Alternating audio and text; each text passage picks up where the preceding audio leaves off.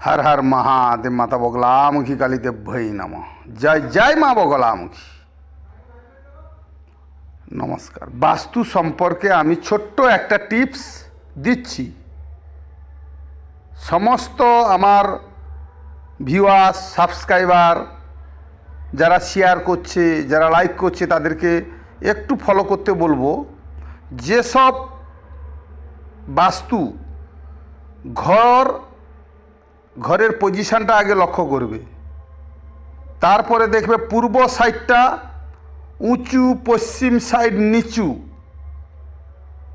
কি বায়ুকোণ নিচু, সেসব ক্ষেত্রে অকাল মৃত্যু এবং রোগে পরিপূর্ণ, বড় বড় রোগে আক্রান্ত তারা, এবং বিপুল পরিমাণ টাকা ডাক্তারকে দিতে হয়। এই জায়গাটা গুরুত্ব দিয়ে দেখবেন। আমি তো কারোর বাস্তু দেখিনি, মা বগলামুখীর হুকুম, আমার মা বলেছে এগুলো দৈব শক্তি।